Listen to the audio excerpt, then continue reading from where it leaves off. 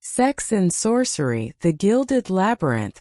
Friends, before we dive in, make sure to subscribe to my channel, hit the notification bell so you never miss a new audiobook, and give this video a thumbs up.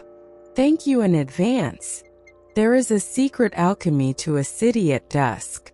It is the hour when the sharp, mercantile lines of day soften, and the promises of night bleed into the cobblestones like ink. Eldoria, my city, is never more beautiful or more dangerous than in this liminal space. The spires of the Guild of Scribes, where I ply my trade, catch the last of the sun's fire, while below, the lanterns of the Vale district begin to glow like fallen stars, each one a beacon to a different kind of desire. I watched it all from my high window, the scent of my evening tea jasmine and a hint of dreamroot steaming in the cool air. I was trying to capture the feeling, this tension between the structured magic of the guilds and the wild, untamed sorcery of the heart. It is the space where all my best stories are born. Tonight, however, the city felt different. A restlessness prickled at the edge of my senses, a dissonant hum underlying the usual nocturnal symphony. It was the same feeling I get when a line of prose is subtly wrong, a single note out of tune in an otherwise perfect chord. Shivering, I pulled my shawl, a gift from Kala, woven with threads of warm-spun moonlight, tighter around my shoulders and descended into the bustling streets. The moon in ember was a welcome sanctuary. The familiar scent of roasting chestnuts, spiced wine, and the faint ozone tang of discharged spellwork wrapped around me like a beloved cloak. I found our usual table, nestled in a curved alcove beside the great hearth, its stones worn smooth by generations of whispered secrets. Mira was already there, which was a tell in itself. She was never first. Her head was bent over a scroll so thick with legal seals it looked like a monstrous bureaucratic pastry. A half-empty glass of amber liquor sat beside her elbow. "Let me guess," I said, sliding onto the bench opposite her. "Another contract that seeks to legally define the undefinable?" She looked up, her green eyes sharp despite the weariness etched at their corners. Her red hair was a controlled riot, a testament to a day spent wrestling with forces of entropy and greed. Worse, a dissolution. Lord and Lady Evermere. Their love contract was the most intricate I've ever drafted. Clauses for emotional reciprocity, magical synergy, even a stipulated frequency of connubial bliss. She took a savage sip of her drink. Now they're fighting over who gets the ether hound and which party breached the mutual admiration clause first. It's enough to make one believe in the barbaric simplicity of marriage without paperwork. Or enough to make one believe in love that exists outside of it, I offered gently. Myra's smile was a thin, brittle thing. A fantasy, Serena. And we both know which of us deals in those. Before I could retort, the air at our table shifted, grew warmer, more fragrant. Kala arrived in a whisper of silk and a cloud of night-blooming orchids and something else, something uniquely her, the scent of potential. She wore a gown the color of a deep bruise, and her eyes, the shade of dark honey, missed nothing. "Dissolving a love contract," she mused, settling beside me and gracefully appropriating the carafe of moonfire wine I'd ordered. "Such a messy business. It leaves a residue, you know, like a bad perfume. All the best potions can't quite mask the scent of shattered expectations." She poured a glass and added a single drop from a vial at her wrist. The wine shimmered, turning the color of a twilight sky. "A little something for clarity, and to fortify us against Myra's congenital cynicism." "It's not cynicism, it's realism," Mira shot back, though some of the tension had left her shoulders. and my realism subsidizes your experimental lifestyle." Calla waved a dismissive hand. "I provide a vital public service. I am the only thing standing between this city and a pandemic of mediocre passion." Our circle was completed with a gust of wind that made the candle flames dance wildly. Bianna's storm blew in, her leather armor damp with evening mist, her dark curls escaping their braid in a tempest around her face. She collapsed into the last chair, her energy filling the space like an approaching thunderhead. "By the Stormfather, I need a drink," she groaned, reaching for the carafe. "Trouble at the Citadel?" I asked. "Trouble with a suitor," she said, making the word sound like a curse. "Lord Calder. Again. He brought me flowers that sang," sang Serena, in four-part harmony. "It was the most irritating courtship I've ever endured." She looked at her hands, clenched into fists on the table. "I nearly short-circuited the entire bouquet when I tried to accept it." He looked so horrified, as if I'd kicked a puppy. Her voice dropped. "It's this curse. It doesn't just break things. It repels anything too gentle, too beautiful. It knows I'll only destroy it." The table fell quiet, the weight of her confession settling over us. This was our ritual, the bearing of small, personal griefs before the wine and friendship could work their healing magic. "Perhaps you simply require a man who isn't frightened by a little atmospheric disturbance," Calla said, her tone thoughtful. "A man who understands that a storm properly channeled is not destruction, but purification. Or perhaps I require a man who can withstand a lightning bolt to his ego," Bianna grumbled, but a faint smile touched her lips. It was then that the door to the Moon and Ember opened, and the hum of conversation stuttered. He moved with a silence that was more arresting than any fanfare. He wasn't a hulking brute or a polished noble. He was tall, lean, dressed in the practical, dark leathers of a traveler, but they were of a fine cut, devoid of a guild's insignia. His face was all sharp, intelligent angles, his hair the color of dark ash, and his eyes were the most unsettling shade of pale silver, like moonlight on a frozen lake. They scanned the room with a detached, analytical coolness that was devoid of malice, but also of warmth. He was a man who assessed, who calculated. He carried no obvious weapon, but on his hand, he wore a single intricate glove of woven silver wire, and at his belt hung a series of small, polished brass instruments that gleamed in the firelight. "Well," Calla murmured, leaning forward, her alchemist's gaze drinking him in, "now there's a variable I didn't account for. No emotional residue. None at all. It's fascinating." "He looks like an auditor," Mira said, her voice dripping with disdain. "Probably from the Etheric Revenue Guild. Here to ensure we've properly declared our emotional attachments for taxation." Bianna was tense, her body coiled. "He feels empty, like a calm in the center of a storm. It's unnatural." But I said nothing. I simply watched him. There was a profound stillness to him, a vacuum where a personality should be.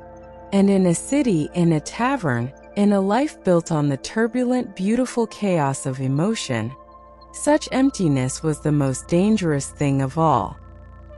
He found a seat at a small table near the door, ordered a glass of water, and proceeded to clean the lenses of one of his brass instruments with a scrap of velvet. He didn't look at us, but I felt the focus of his disregard like a physical pressure. He hadn't come for company or for pleasure. He had come for a purpose. Our conversation, usually a flowing river of wit and confession, became a stilted trickle. The stranger's presence was a null field, dampening our spirits. It was Bianna who noticed the second shift. Her connection to atmospheric pressure made her sensitive to more than just weather. "The music," she whispered, frowning. "The minstrel in the corner. He's been playing the same chord progression for the last 5 minutes. Exactly the same. No variation." I listened. She was right. The lively folk tune had become a perfect, seamless loop. I looked around. The patrons nearby were tapping their feet, their eyes slightly glazed, caught in the pleasant repetition. A subtle enchantment. Myra's legal mind snapped into focus. An influence spell. Low-grade, non-perceptive. Designed to create a docile, suggestible atmosphere. Her eyes narrowed at the minstrel, whose fingers moved with mechanical precision. But to what end? The stranger with the silver eyes looked up from his instrument. For the first time, his gaze swept across the room and landed squarely on our table. There was no recognition in it, only a cold, clinical interest, as if we were a set of anomalous readings. Then the tavern door opened again, and a woman entered. She was beautiful in a fragile porcelain doll way, her gown a confection of pink silk and pearls. But her eyes were wide with a frantic, desperate hope. She scanned the room, her gaze skipping over the entranced patrons until it found the minstrel. She began to move towards him, a lovesick trance to match his musical one. "Lady Alara," Mira breathed, shock in her voice. "She's betrothed to Lord Brant. Their union is the cornerstone of the new trade alliance with the Sunstone Guild." The stranger moved. He was suddenly beside Lady Alara, his gloved hand gently but firmly taking her elbow. His touch seemed to jolt her. The repetitive music faltered for a second. "The spell is not for the patrons, Mistress Doran," the stranger said, his voice as cool and smooth as polished metal. It was the first time he'd spoken, and the sound was unnervingly devoid of inflection. "It is a beacon. For her." He looked directly at the minstrel. "The labyrinth of longing sends its regards. You have strayed from the path, Piper. Your services are required elsewhere." The minstrel's head snapped up, his eyes now glowing with a soft gold light. "The Gilded Prince provides what the heart truly desires," he intoned, his voice no longer his own. "She desired a perfect, endless love. I was providing it." "You were providing a cage," the stranger replied. He raised his gloved hand, and the silver wires began to glow with a complex, shifting pattern of light. It wasn't magic as I knew it. It was something more structured, more mathematical. The glowing pattern projected into the air between them, a shimmering three-dimensional lattice. "The contract is void. By the laws of metaphysical equity, I reclaim the asset." The lattice of light flew towards the minstrel. It didn't strike him but wrapped around the air around him, and with a sound like shattering crystal, a shimmering golden thread seemed to be pulled from the man's chest. The minstrel gasped, stumbling back, his eyes clearing back to their normal, confused brown. The stranger caught the shimmering thread, the essence of the spell, and it dissolved into his glove. He then turned to Lady Alara, who was blinking, dazed and horrified. "Your true desire was a cognitive loop, my lady," he said, not unkindly but without warmth. "A safe, predictable fantasy. Your heart, it seems, prefers the terrifying uncertainty of Lord Brant. A common, if inefficient, preference." He then turned his silver gaze to our table. He walked towards us, each step measured and silent. He stopped before me, and I felt the full force of his attention. It was like being examined by a winter sky. "Serena Vane," he stated. It wasn't a question. "Your narratives of emotional complexity have a measurable disruption frequency on low-grade influence spells. You are a statistical anomaly."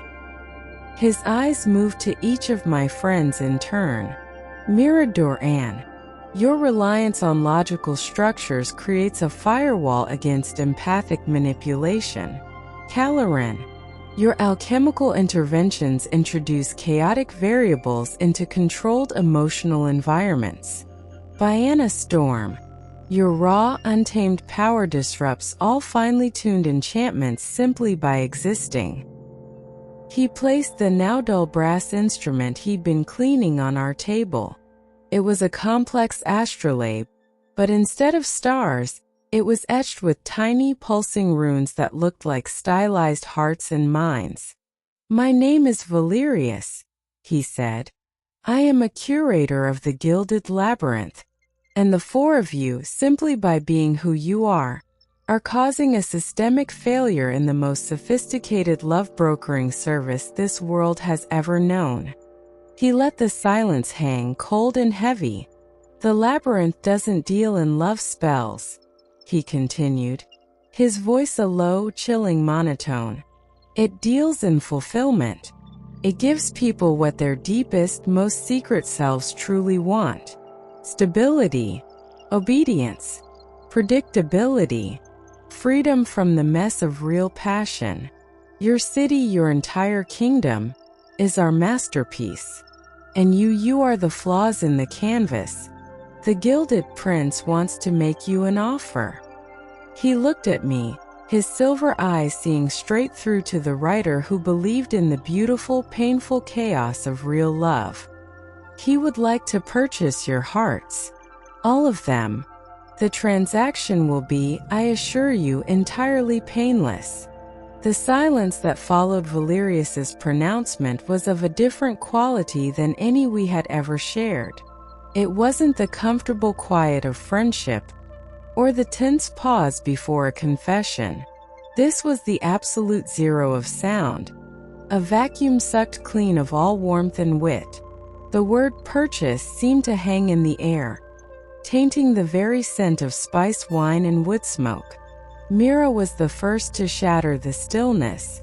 She rose, her movements sharp and precise, a lawyer ready to dismantle a hostile witness. "A purchase offer," she repeated, her voice colder than I had ever heard it. "For human hearts. That is not a transaction. It is slavery, soul theft, and a violation of at least 17 articles of the Sentient Being Accord. It is legally and morally void." Valerius didn't even blink. "The accord pertains to the trade of corporeal and spiritual entities. We are not interested in your souls, Mistress Doran, only in the specific emotional and magical frequencies your hearts generate. Think of it as a voluntary cessation of a disruptive activity. In return, you would be granted a life of perfect, curated contentment within the labyrinth. All desire fulfilled, all pain erased." The way he said erased was the most terrifying thing of all. It was not a threat, but a promise, a clean clinical solution. Biana slammed her tankard on the table, the wood groaning in protest. Tiny sparks crackled at her fingertips. "You think you can just unmake us? Turn us into happy, placid little dolls? I'd rather be a storm that destroys everything than a single, perfectly still drop of water." "A statistically common initial response," Valerius noted, his gloved hand making a slight notation in the air, where a shimmering rune briefly appeared and then faded. "The storm archetype consistently rejects external control." Noted. Kala, who had been observing him with the rapt attention of a naturalist studying a new species of venomous insect, finally spoke. "The Gilded Labyrinth. I've heard whispers. An alchemist in the Sunstone Guild claimed he'd found the formula for perfect happiness. He abandoned his workshop, his research, everything. He said he was going to a place where he would never want for anything again. She leaned forward, her voice a seductive whisper. What is the currency? What does your prince truly trade in? For the first time, a flicker of something, not emotion but perhaps interest, crossed Valerius's pale eyes. The only true currency. Desire itself. We map the labyrinth of a subject's deepest longings, and we provide the most efficient path to their fulfillment. In return, they willingly contribute the excess emotional energy generated by their satisfaction to power the labyrinth. It is a perfect self-sustaining system, a closed circuit of contentment. His gaze swept over us again. You four are open circuits. You generate chaotic, unpredictable energy. You feel too much, too deeply, and too messily. You are a drain on the system's efficiency. I found my voice, though it felt thin and reedy. And what of love? True love? The kind that is messy and painful and glorious. Valerius looked at me, and I felt like a flawed equation being patiently corrected. Love, as you romanticize it, Serena Vane, is the most inefficient process in the known universe. It consumes vast resources of time, emotion, and magic for an unstable, often negative return on investment. The labyrinth offers a superior product, guaranteed companionship without the risk of betrayal, affection without the burden of expectation, pleasure without the aftermath of pain. He made it sound so reasonable, so clean, and a treacherous, weary part of my soul, the part that had written 1,000 tales of heartbreak, wondered if he might be right. We decline your offer, Mira said, her tone leaving no room for negotiation. Now, by the power vested in me by the Guild of Legal Sorcery, I am placing you under citizen's arrest for attempted magical coercion and intent to commit metaphysical harm. Valerius actually smiled. It was a small, precise movement of his lips that didn't reach his eyes. Your laws have no jurisdiction in the labyrinth, Mistress Doran, and your arrest is irrelevant. He tapped the brass astrolabe on the table. The runes flared, and the world around us, the tavern, the patrons, the very air, shimmered like a reflection in a disturbed pond. For a heartbeat, I saw through it, to a landscape of impossible golden geometry, endless corridors shifting and turning in on themselves. Then the image was gone, and the moon and ember was solid once more. But the threat was now visceral. He wasn't just a man, he was a door to that place. The offer will remain open for 48 hours, Valerius said, turning to leave.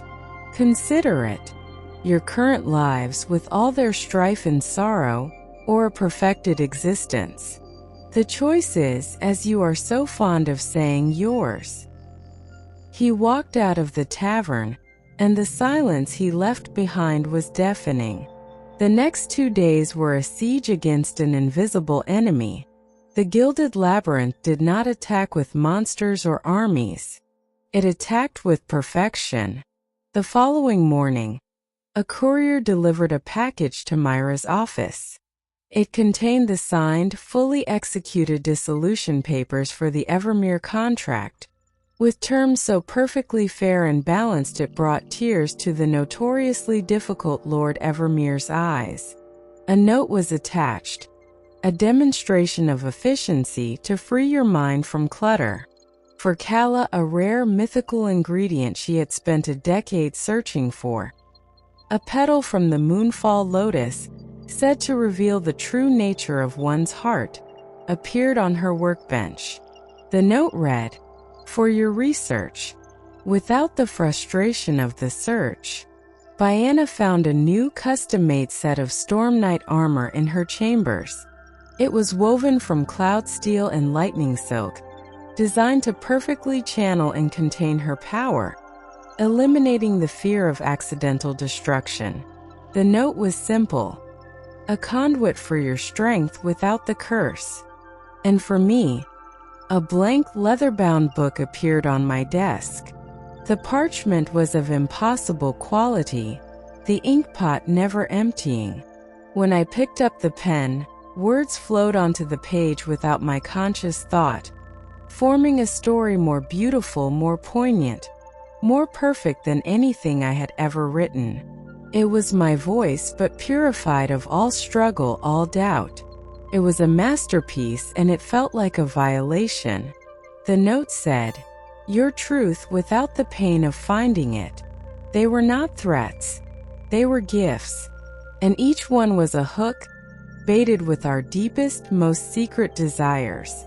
A world without professional frustration for Mira, without endless research for Kala, without a terrible curse for Biana, without creative anguish for me. We gathered in my apartments that second night, the air thick with a fear more insidious than any we had faced. "It's a trick," Biana said, pacing like a caged wolf. She hadn't worn the armor. "It has to be." "Is it?" Kala asked, her voice uncharacteristically quiet. She held the moonfall petal, which glowed with a soft internal light. "What if it's merely a different path? A more advanced one? We experiment with potions to alter mood, to inspire passion. Is what they do so different? Just on a grander, more effective scale?" "Yes," Mira stated, though she looked troubled.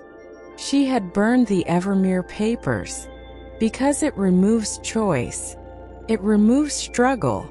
It removes growth. A contract negotiated through strife and compromise has meaning. One delivered by divine courier does not." "But what if the struggle is pointless?" I whispered, staring at the perfect book.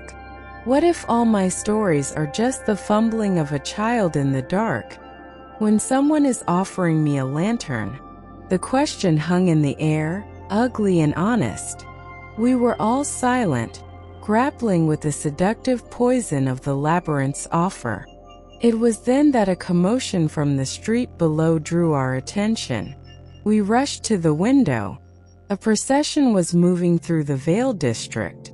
They were people from all walks of life: merchants, nobles, street sweepers, mages, but they all shared the same beatific, placid smile. Their eyes were clear and empty of worry. They moved with a serene, unhurried grace, following a faint golden path that only they could see, leading them out of the city gates. "The willing," Mira breathed. "He's gathering his assets to..." Among the crowd, I saw the minstrel from the tavern, and the alchemist Kala had mentioned. They looked peaceful, complete, and the sight filled me with a profound and chilling despair. "We can't fight this," Biana said, her voice hollow. "How do you fight something that gives people exactly what they want? You offer them something better," a new voice said from the doorway. We spun around. Valerius stood there.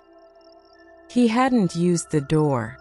He had simply appeared, a patch of the golden geometric labyrinth visible for a moment behind him before it sealed shut.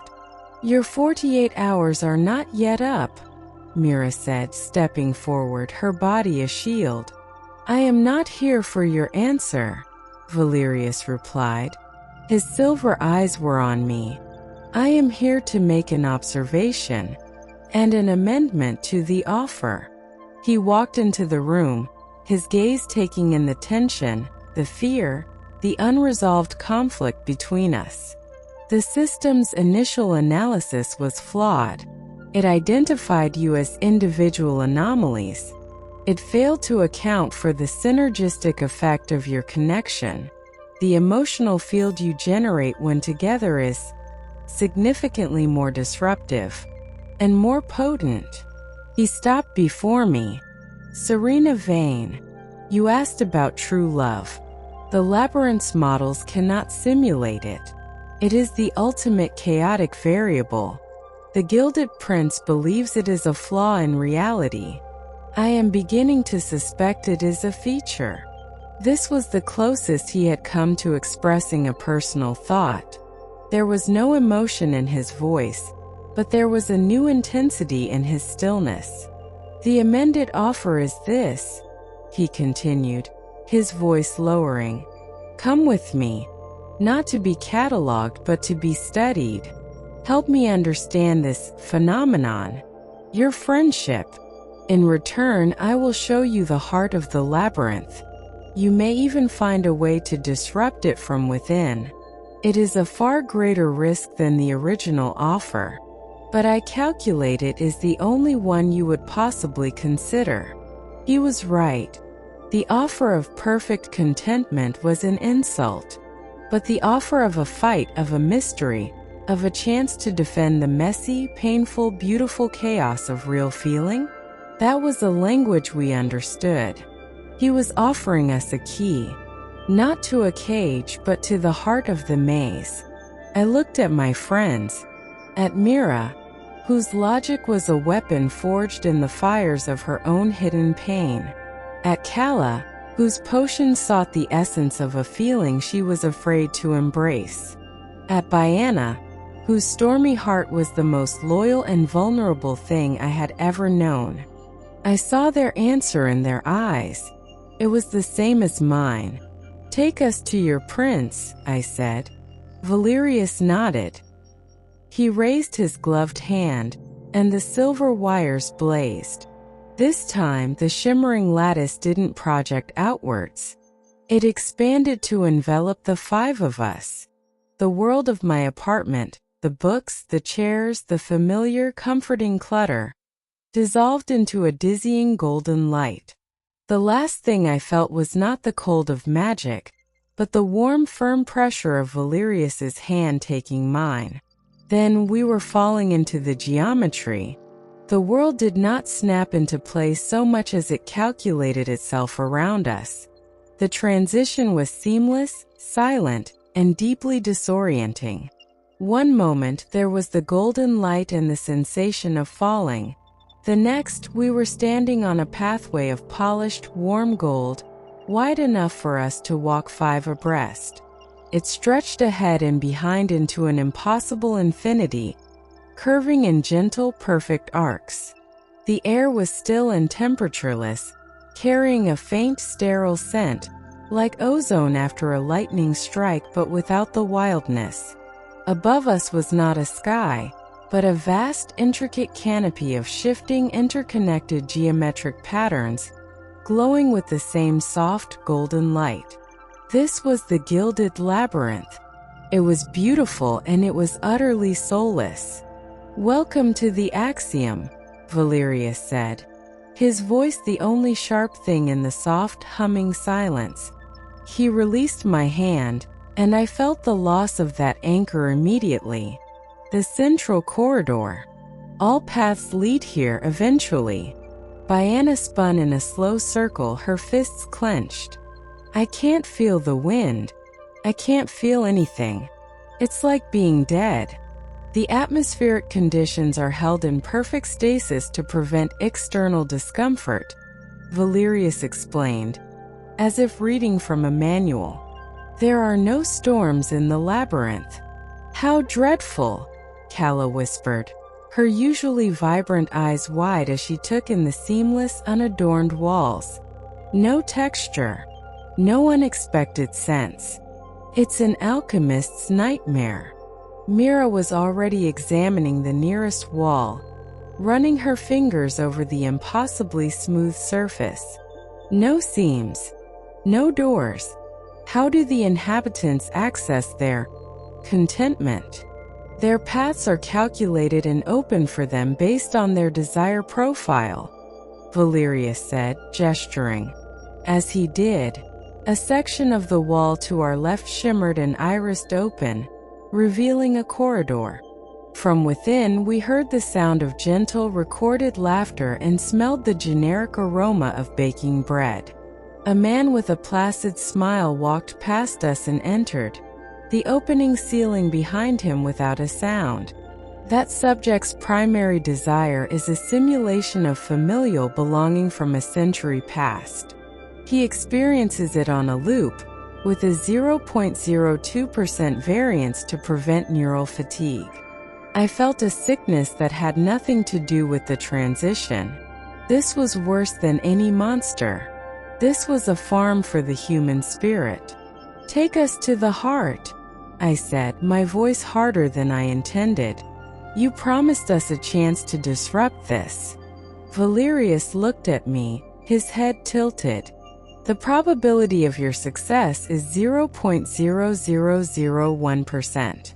But the data you will generate in the attempt will be invaluable." He turned and began walking down the axiom. "Follow me." We walked for what felt like miles, the unchanging scenery playing tricks on our minds. Occasionally, we would see other subjects moving along their own private, shimmering paths, their faces all wearing that same vacant serenity. They were ghosts in a gilded machine. Finally, the axiom opened into a vast spherical chamber. This was the heart. In its center hung a complex, pulsing crystal, larger than a merchant ship, faceted like a diamond but glowing with a now familiar golden light. Around it, floating in midair, were thousands of shimmering, thread-like filaments, each one connected to the crystal. They pulsed in a slow, rhythmic pattern, like a sleeping beast's circulatory system. "The core," Valerius stated. "It processes the desire profiles and generates the reality paths. Those filaments are the active connections to the subjects, feeding them their tailored experiences and siphoning the resultant emotional energy." "It's a web," Bianna breathed, her face pale. "A beautiful, terrible web." "And the Gilded Prince?" Mira demanded, her eyes scanning the chamber. "Where is the architect of this prison?" Valerius was silent for a long moment, his silver eyes fixed on the core. "There is no prince in the way you understand it. That is a narrative construct, a personification the labyrinth uses to interface with new subjects who require a monarchical framework. The core is the prince. It is a self-aware, self-perpetuating system.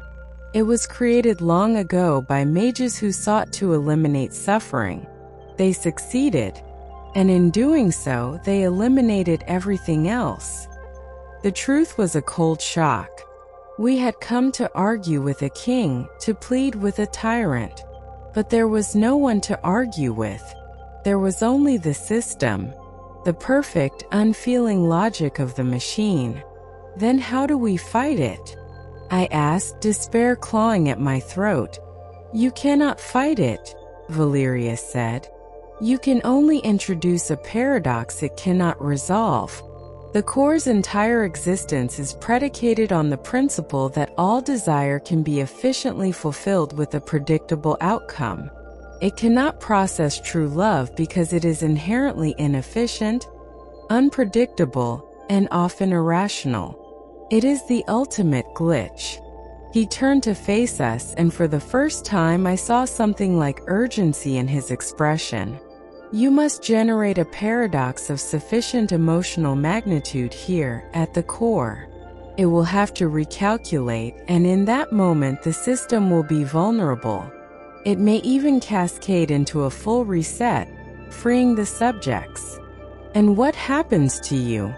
Kala asked, her gaze sharp on him. "If you are part of this system, a curator, will you be reset too?" Valerius met her look. "My primary function is to maintain system integrity. By bringing you here, I am already in violation of my core protocols. My existence is contingent on the outcome." He was sacrificing himself. The empty man was making a choice that defied his own programming. There was no more time for discussion. A low hum began to emanate from the core, and the light from the thousands of filaments intensified. The core has identified you as hostile anomalies. It is initiating a containment protocol. The golden pathways around us began to shift, walls sliding into place, trying to separate us. Now, Mira yelled, "Whatever you're going to do, do it." We looked at each other, a silent understanding passing between us. We knew what we had to do. We had to be who we were, fully and completely without reservation. Bianna was the first. Instead of fighting the closing walls with her lightning, she turned inward. She closed her eyes, and her body began to glow with a soft blue-white light. "I am not a curse," she whispered, her voice trembling with the effort of vulnerability, not power. "I am protection. I am loyalty. And I am afraid. I am so afraid of being alone." Tears, real and unstormy, traced paths down her cheeks. The raw, unmanaged emotion of it made the golden light around her flicker. Mira stood tall, her legalistic armor falling away. "I build walls not because I am strong, but because I am broken," she confessed, her voice raw, her gaze fixed on some distant, painful memory. He left, and I decided feeling nothing was safer than feeling that ever again. But it wasn't safety. It was a prison of my own making. She was offering her heartbreak, not as a weakness to be erased, but as a part of her that had shaped her. The logic of the labyrinth stuttered, trying to process this illogical embrace of pain. Calla pulled a vial from her belt, but it was not one of complex alchemy. It was simple, clear water. "I search for the formula for love because I am terrified I am incapable of it," she said, her voice losing its usual purr, becoming that of a young, uncertain woman.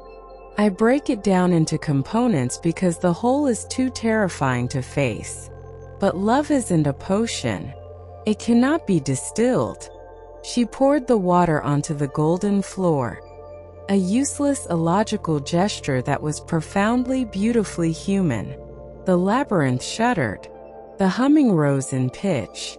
The system was struggling, the paradoxes of our vulnerabilities overloading its pathways. All eyes turned to me, and to Valerius. He was watching me, his silver eyes wide, his body rigid. The gloved hand was trembling. He was feeling the backlash, the system's distress. "Serena," he said, his voice strained, almost a whisper. "The narrative. It needs a conclusion."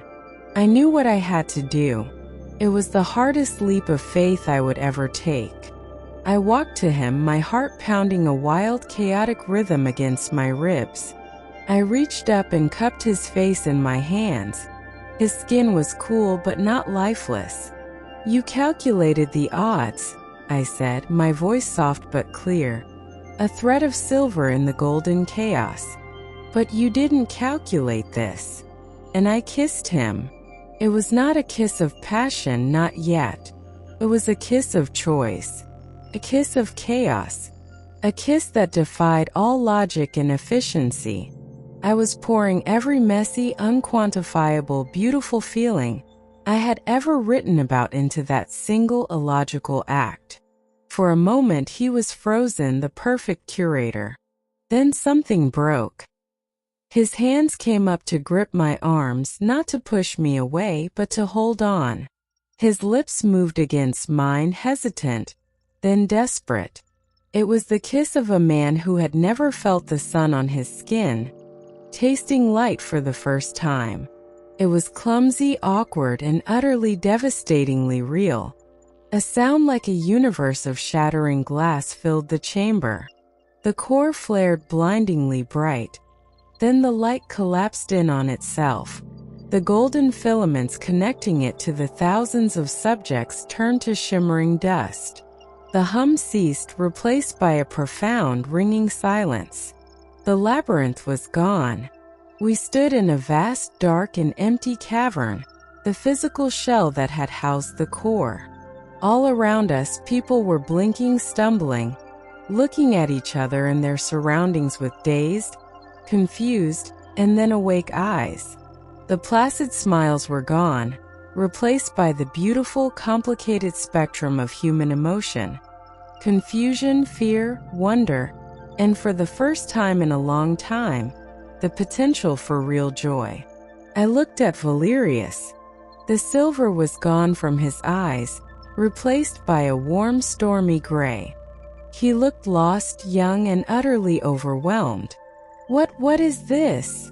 he asked, his voice rough with disuse, no longer a monotone. "This," I said, my own tears falling freely now, "is called feeling." In the days that followed, we helped guide the disoriented subjects back to Eldoria. The city was in an uproar, but it was the uproar of life returning. The guild scrambled to understand what had happened, and Mira was at the forefront, using her legal genius to help reintegrate the lost souls.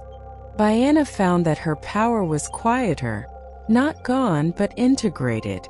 The storm was now a part of her, not a curse upon her. Calla abandoned her search for the formula of love and began instead to create potions that enhanced communication and understanding, tools for navigating the messy reality of connection. And Valerius, he stayed with me. He who had known only calculation now had to learn everything. The taste of tea that was too bitter. The frustration of a misplaced book. The simple, unearned joy of sunlight on his face. It was a slow, often difficult process. He was a child in a man's body, learning to feel for the first time. But he learned, and in teaching him, I rediscovered the wonder of my own world. I sit at my desk now, the imperfect, flawed book before me. The perfect one is gone, dissolved with the labyrinth. My pen scratches, hesitates, and crosses out a line. It is a struggle. It is messy. He comes up behind me, his movements still quiet, but now with a new tentative grace. His hands rest on my shoulders, warm and real. He no longer wears the glove. The words are not flowing. I sigh, leaning back into his touch. He bends down, his lips brushing my ear. "Good," he whispers, and I can hear the smile in his voice. Struggle is inefficient. It is chaotic. It is human. I look out the window at the city, alive with its glorious, unpredictable noise and magic. The labyrinth offered a perfect, golden peace. It offered a story with no conflict, no heartbreak, and no risk. But it is in the risk, my darlings, that the true magic lies. It is in the choice to love, even when the outcome is not calculated. It is in the beautiful, terrible, and utterly essential mess of a life fully felt. And that is a story worth telling over and over again, in all its imperfect, glorious detail. And so the labyrinth of the heart is navigated, not with a map, but with courage. We hope you enjoyed this journey with Serena, Mira, Calla, and Bianna through sex and sorcery, the Gilded Labyrinth. But their stories are far from over, and the world of Eldoria is brimming with more tales of velvet whispers and valorous deeds. If this romantasy adventure captured your heart, imagine what else awaits you here at Velvet Valor Romantasy Audiobook. Want to continue the adventure with us? Sparkle subscribe to Velvet Valor Romantasy Audiobook and never miss a new story. Let us be your guide to the next enchanting world. Sparkles like this video if you believed in the power of a messy, real kiss over a perfect gilded cage. It helps us know which stories resonate with you most. Sparkles, comment below and tell us, what would your greatest temptation be in the Gilded Labyrinth? A perfect love? limitless power, or something else? We read every single one and love hearing your stories. Your support is the true magic that allows us to create more full-length, cinematic audiobooks for you. Thank you for listening and for choosing to find the beauty in the unpredictable. Until the next tale begins, yours in Stories and Sorcery, the Velvet Valor.